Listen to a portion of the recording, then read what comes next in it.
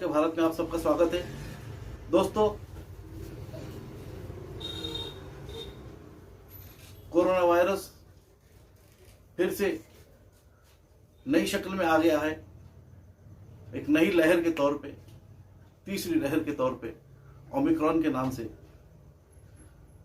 पहले corona virus, फिर delta, फिर ओमिक्रॉन, ऐसी 3 लहरें आ गई है और इसके ऊपर वैक्सीन भी आई है। दुनिया भर के अलग अलग कुछ कंपनियों ने वैक्सीन भी बनाई है। तो वैक्सीन को चलते लोगों में तरह तरह की अफवाहें, कुछ सही कुछ झूठ, सब बातें चल रही है।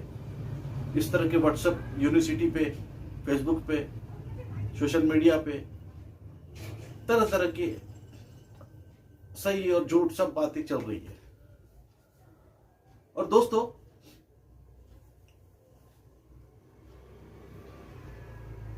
असल में कोरोना वायरस को लेके पूरी दुनिया में ही नहीं तो अपने भारत में भी बहुत सारे लोगों के दिलों में, दिमागों में एक शंका, एक प्रश्नार्थक चिन्ह, सवाल बन के उभरा है। तो वास्तव में ये कोरोना वायरस क्या कोई वबा है, कोई महामारी है, या कोई षड्यंत्र है? एक ऐसा सवाल बहुत सारे लोगों के जहनों में चल रहा है। और कहीं कहीं तो 4 लोग जहां मिल जाते हैं वो इसके ऊपर डिस्कशन और बातचीत भी होती है। इसके ऊपर मैसेजेस भी बहुत चल रहे हैं। हकीकत क्या है और क्या नहीं,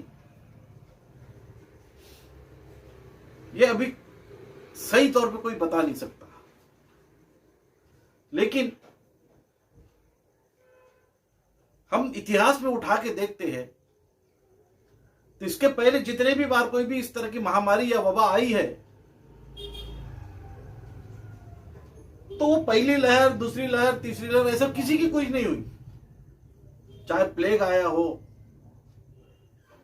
या प्लेग की महामारी चली थी, और ऐसी 50-100 साल के दरमियान में कालांतर से कोई ना कोई महामारी आते रही।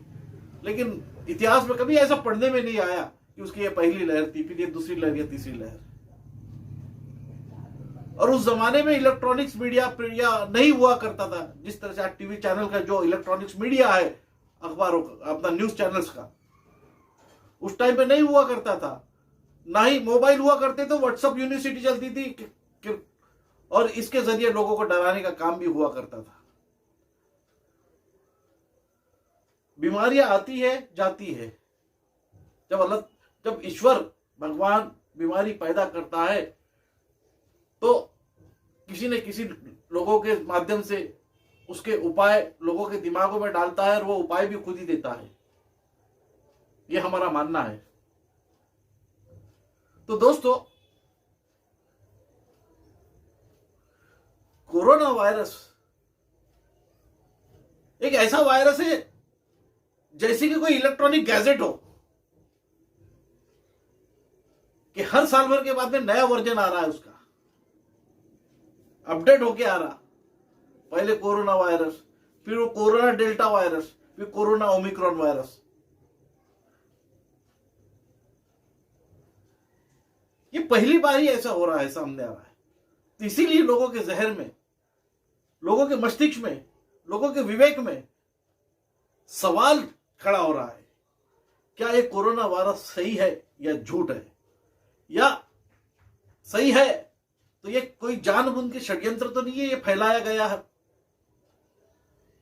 कि ये एक तरह का वॉर तो नहीं चल रहा है और हम वॉर की सिचुएशन में तो नहीं है। इसी तरह तरह की बातें लोगों के बीच में चल रही है, लोगों में संभ्रम है। और इसकी वैक्सीनेशन को लेके जिस तरह से गवर्नमेंट कहती है वैक्सीनेशन जबरदस्त, कंपलसरी नहीं है, लेकिन अधिकारी वर्ग, चाहे वो कमिश्नर लेवल पे हो, कलेक्टर लेवल पे हो, या ऐसा, यस, ऊपर से स्टेट गवर्नमेंट्स हो, ऐसा माहौल क्रिएट कर रहे हैं कि वैक्सीनेशन कंपलसरी है, लेना ही पड़ेगा। जबकि वैक्सीनेशन कंपनियां खुद ये बोलती है कि भाई हमारे वैक्सीनेशन से कोई भी 100% ये लेने के बाद में उसको कोरोना नहीं होगा, हम इसकी गारंटी नहीं देते, लेकिन ये एक अच्छा सब्स्टिट्यूट है। ना ही गवर्नमेंट बोल रही है, ना ही कोर्ट बोलता है। तो जब कोई कंपनी भी जब ये दावा नहीं कर सकती है कि ये वैक्सीन लेने के बाद में इसको किसी को कोरोना होगा ही नहीं, कभी ये वैक्सीन लेने के बाद में हर जो वैक्सीन ले लिया वो सेफ है, ऐसा दावा कोई कंपनी नहीं कर सकती है, तो फिर उसको कंपलसरी किस तरह से किया जा सकता है? तो सेंट्रल गवर्नमेंट ने भी अपने भारत के अंदर में इसको वैक्सीनेशन को कंपलसरी नहीं किया गया, ऐच्छिक में डाला गया है। और सुप्रीम कोर्ट का भी जजमेंट ये है, इसके ऊपर ऑर्डर है, कुछ लोगों ने जब PIL दाखिल किया तो, कि ये वैक्सीन जो है ये जबरदस्ती किसी को नहीं दी जा सकती, ये ऐच्छिक है, उसकी इच्छा है तो ले, नहीं तो ना ले। लेकिन बहुत सारे सरकारी दफ्तरों में, प्राइवेट सेक्टरों में हम ये देख रहे हैं कि कोई अधिकारी कर्मचारी अगर वहां का है, वैक्सीन नहीं लिया है, तो वहां पे उनको सस्पेंड किया जा रहा है, या उनकी प्रेजेंटी नहीं लगाई जा रही है, उनको पनिश किया जा रहा है। इस तरह का माहौल जबरदस्ती क्रिएट किया जा रहा है। तो ये सरकार के ऑर्डर की भी और सुप्रीम कोर्ट के ऑर्डर की भी अवहेलना की जा रही है। तो जो लोग सुप्रीम कोर्ट के ऑर्डर की अवहेलना करते हैं, उनके ऊपर कायदेशीर कार्रवाई होनी चाहिए।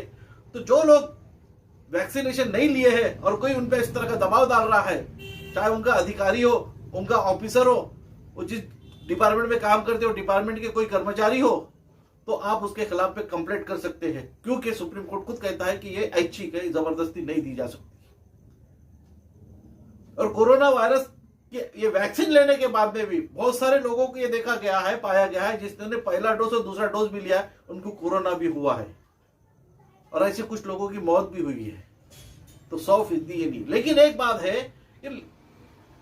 ये हकीकत में क्या है क्या नहीं है, एक बहुत बड़ा सवाल है। अब चर्चा ये भी है दुनिया में, पूरे वर्ल्ड में और अपने भारत के अंदर में भी, कोरोना वायरस ये फैलाया गया है, ये कुछ लोगों का षड्यंत्र है। वैक्सीनेशन के पीछे भी एक बहुत बड़ी लॉबी काम कर रही है, इसके पीछे भी सोवियत संघ, यूनो वगैरह भी, WHO सब मिले हुए हैं आपस में। और दुनिया के सबसे बड़े रिचेस्ट आदमी बिल गेट्स का भी नाम इसमें शामिल हो रहा है, और हमारे देश के भी कुछ बड़े उद्योगपतियों का भी नाम उसमें आ रहा है।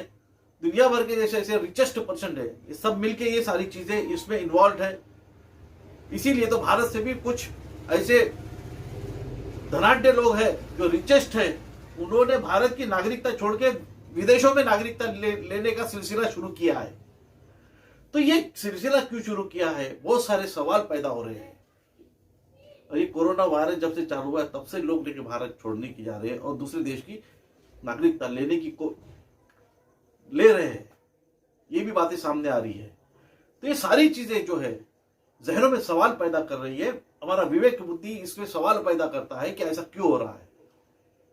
कहीं ये न्यू वर्ल्ड ऑर्डर की बात तो नहीं है।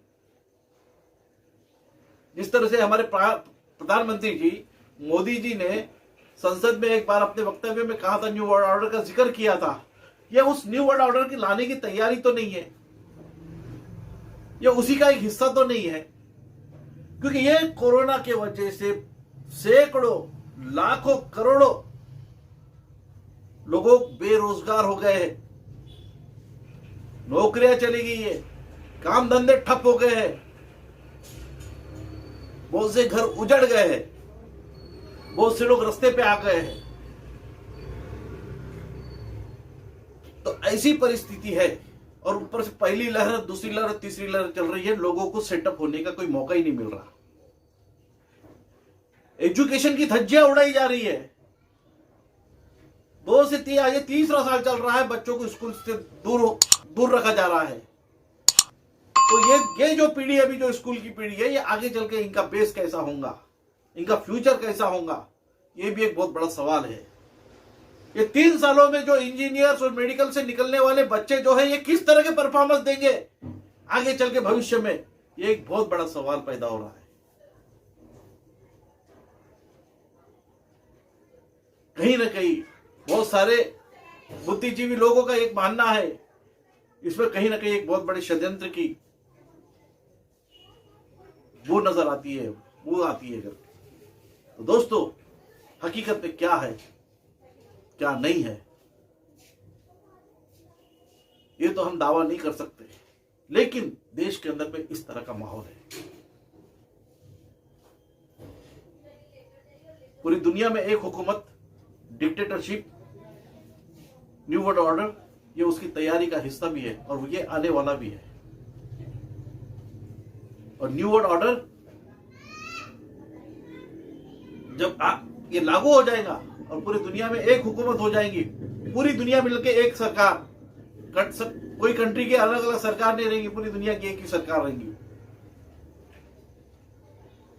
तो फिर पूरी दुनिया में कुछ मखसूस लोगों की, कुछ विशेष लोगों की, कुछ विशेष वंश के लोगों की, रेशियल सिस्टम की सरकार होंगी, रेशियल सिस्टम को फॉलो करने वाले।